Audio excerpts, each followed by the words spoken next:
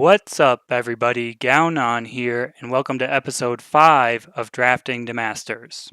Since the entrance exam, I had another 7-0 draft, and this actually put me into Masters draft already, and I'm currently 24-4 in this new format. So I imagine my luck is going to run out soon and RNG is going to swing in the other direction, but I'm really enjoying this new format and looking forward to helping other people get better at it too. So if you're interested in personalized one-on-one coaching, I've included my contact information on the screen now so that you can reach out to me to figure out what my rates are and then decide if you would like my help in you reaching your ultimate goal of hitting Masters Draft. Also, I hope you guys have been enjoying my content for the coverage of the first competitive limited events in Eternal history. And if you are, please don't hesitate to subscribe to the YouTube channel. You can do so by clicking the button in the bottom right corner of this video. But I'm excited to see if our luck continues, so without further ado, let's get into another Dark Frontier draft. So I'm looking at some cards that I'm not as familiar with, so let's read through these and see what we've got. Aurelian Infestation either gives you a Scorpion now or 2 Scorpions in 3 turns for 1, not bad. Combustion Brawler is a 6/4 with Overwhelm, and the enemy player can't gain life. And if I shift it for 4, I exhaust an enemy unit. So this is a good aggressive card. Umbran Voidbringer is a 2/2 flyer for 4, has Berserk, and Onslaught. Draw a unit from your Void. Card seems pretty good. And then all the other cards I'm familiar with, as far as Retribution, Roosting Warhawk, are probably the best commons in here. But I think I should be taking either this rare or one of these uncommons. I like Aurelian Infestation, but Combustion Brawler seems pretty strong as well.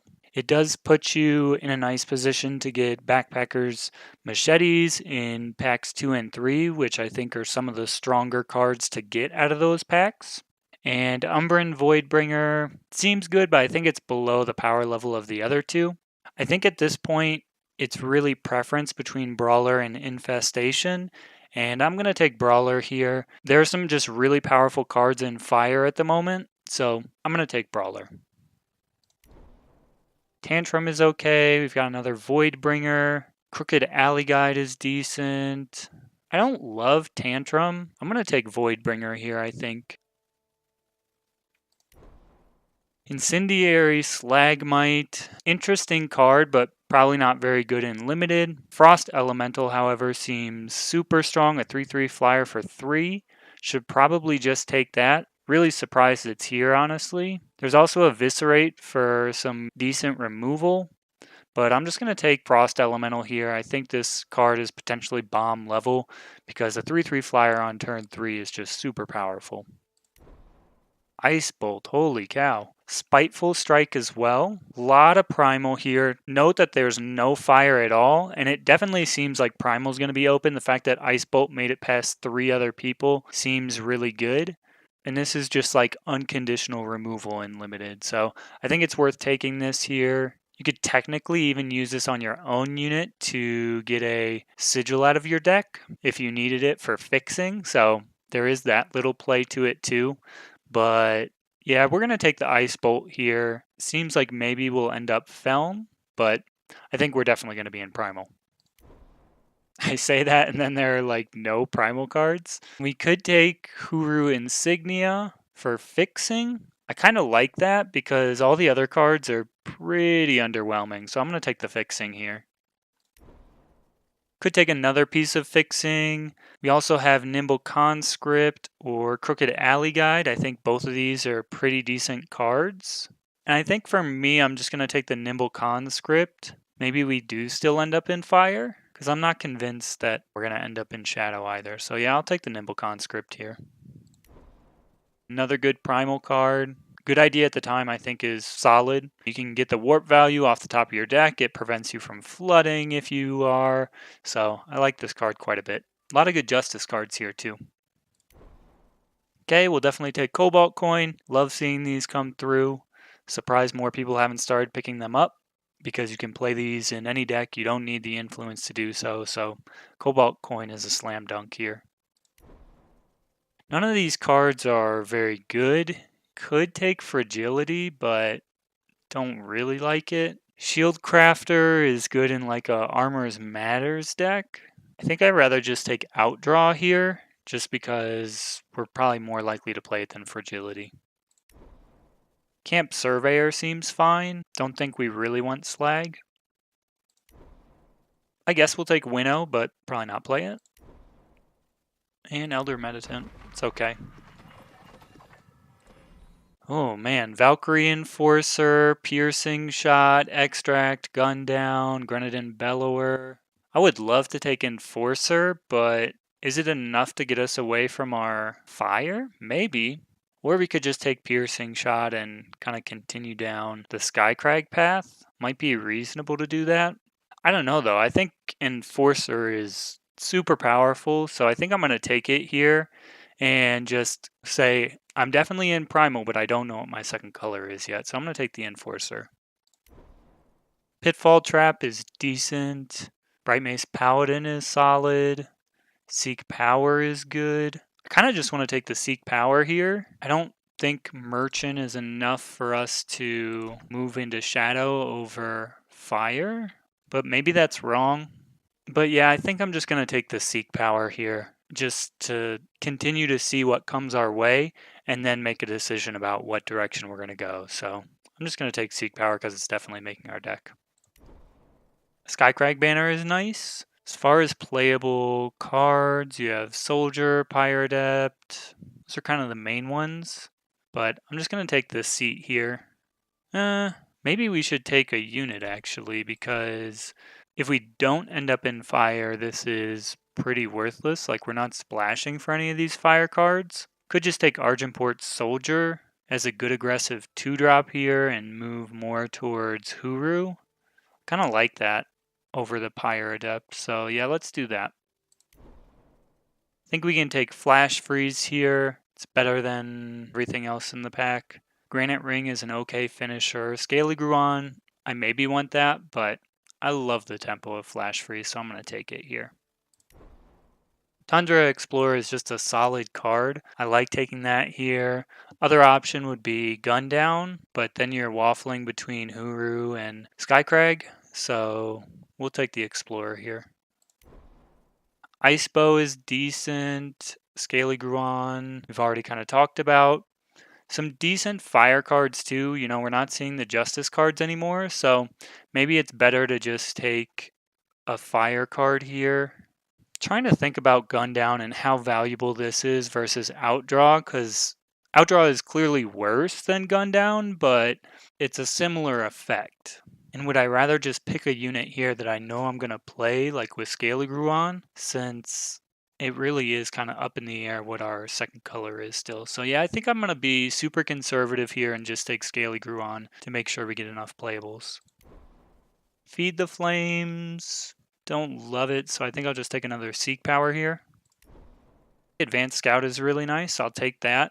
Bright Mace Paladin coming through too, so might be the signal that Justice is going to be there for us. We haven't picked any fire cards, so I guess that's really the main thing to keep in mind here is we haven't picked any fire cards in this pack 2, so we're not probably going to get a lot of fire cards in pack 3 either, and we didn't get a ton in pack 1, so seems like we should just be heavy primal and then playing maybe Justice, but we'll see. Daze is okay. Could maybe fit Backlash in too. Since I already have Flash Freeze, I'm just going to take Backlash. Torrential Downpour could make the deck. Another Scaly Gruon or an Aerial Ace. I think we take an Aerial Ace this time since we already have one Gruon. Far Place Finder. This is kind of an interesting pick because you have Defiance, you have Shingain Captain, you have Dark Return. I think all of these are reasonable. I think I'm going to pick the Defiance here and just put my foot down and go into Huru. I feel like that makes the most sense here over trying to play Shingain Captain. Our fire cards aren't that great, so I think Defiance is premium removal. Lightning Strike is good removal. Seed of Glory does allow us to splash for fire. We could also just take the Trick and Sharpened Reflex, which is pretty good. As far as removal goes, we have like a decent amount already, so where I would normally take Lightning Strike, I think I'm just going to take Sharpened Reflex here. Don't like Tinker Apprentice much, rather just have another Argenport Soldier. Sad to pass up the Rebel Sharpshooter here, but like I said, I think we've put our foot down and we're in Justice now, so we're going to stick to our guns. I think our guns are totally wrong. Piercing Shot is the best card here. Could potentially splash for some of these Justice cards, so I either take Piercing Shot and say, okay, I'm in fire now. I'm just worried about our number of playables here. Other option is to take Cloud Snake Hatchling, which not a very exciting card. I'm going to take the Piercing Shot. Blink Wolf could be okay. Could also play Bronze Curiass. I think you take the Curiass here because we don't have any of the Twisters yet. Or actually we do. We have Elder Meditant, which is decent. But there are other potential Twisters we can get in pack 4. So yeah, I'm going to take Curiass here even though there's a Blink Wolf. Oh my gosh. This Rebel Sharpshooter is calling my name. Could also just take Copperhall Recruit. Wild Cloud Snake, do we have enough flyers to make this relevant? Maybe. I think it's worth taking this actually. Could play another Aerial Ace. I think it's better to just take Lightning Strike here. We'll take the Recruit this time. Freewing Glider is really nice. I think I'd rather have Cloud Snake Hatchling than Bolt Crafter Shaman. We don't really need our spells to deal more damage. It is super good with Torrential Downpour though. Talk about blowout. So yeah, let's pick the Hatchling. We'll take Fesora over Snowfort, I think. I almost wonder if you should take Snowfort though. There's like quite the incentive for Snowfort to be played with twisting. I think I am going to take it. Another Lightning Strike, holy cow. Okay, so we've got a couple choices here between Aggressive Ursine, Tauride Test Pilot, and Svetya's Faithful. We definitely need a unit, and all of those are units. I like Ursine quite a bit. We have tiny flyers to easily trigger Onslaught, so I think I'm going to go Ursine here. I think we're more likely to come by another Test Pilot or Svetya's Faithful. Good idea at the time. Retribution, I think we just take that. It's basically Slay. Belligerent Yeti is really good in our deck too, as is Steadfast Paladin, but we'll take the Retribution here. Flash Grenade is fantastic. Could also play High Alert, but kind of think we should probably just play Flash Grenade. So could take Isolate. I'm probably just going to take the premium rare here. Looks pretty sweet. And I'm still working on building my collection, so yeah, I'm going to take the premium rare here. So I think there's a big incentive for us to take another Elder Meditant. We have quite a few ways to give our units more health with Snowfort, Curiass, Freewing Glider. And putting Freewing Glider on this is great because it's protected by Aegis, so I really like that. Another Flash Grenade. Is that better than Twin Psy? Yeah, I think I'm going to take the Twin Psy here just as another piece of proactive removal. Flash Grenade, while good, can be a little awkward at times. Another Cobalt Coin. I think I like that more than playing Fend-Off or Spellstrike Sorceress. So yeah, let's take the coin. Here we'll take the Auric Lookout. It's not great. To me, it's just Treasury Guard, but at least it has Scout, so I'll take it here. Okay, nice. Decent cards for us. Could go Svetya's Faithful, which I think is probably better for us than Steadfast Paladin. We're going to have the small flyers to get in the Onslaught triggers for us, so this guy loses a little bit of value. So I'm going to take Svetya's Faithful here. Yeti Instigator is a really nice late pickup. Furnish is great for us. And Vizier's Tablet. Wow, we ended up with a lot of playables. I think some easy cuts from the start are Far Place Finder. I think the rest of these are good. Probably need to cut some of our 3-drops. I feel like I like Surveyor a little bit more than Lookout. Copper Hall Recruit can probably just go. I feel like we have a lot of things that are very similar to this earlier in our curve. So next, I think we should look at attachment Snow Fort. I'm going to come back to this one. We might keep it. Let's see, how much twist do we have? The only twisting that we have is Elder Meditant. So Snow Fort doesn't seem great. I think we can ditch that and just keep these two. Twin Sai, I think, stays. Defiance stays. Flash Grenade stays. Furnish stays. Backlash can go. Torrential Downpour can go. Wow, we still have a lot of cards to cut. Once again, I don't think we have a ton of twist guys, so getting more health on our units isn't that important. So I think Furnish can go. I like Defiance. I like the Lightning Strikes. I like the Ice Bolt. I like Retribution. I like Flash Freeze. I like Sharpen Reflex. So I think we really only need one more cut because we have 2 Seek powers and our curve is fairly low, but it's kind of deceiving because many of our 1-drops are spells. So yeah, I think I just take out this good idea at the time.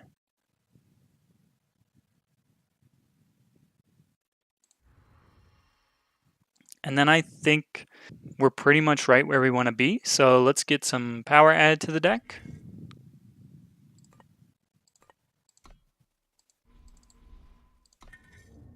So this would be an 11-9 split between Primal and Justice. I think that makes sense because we have a few double Primal cards.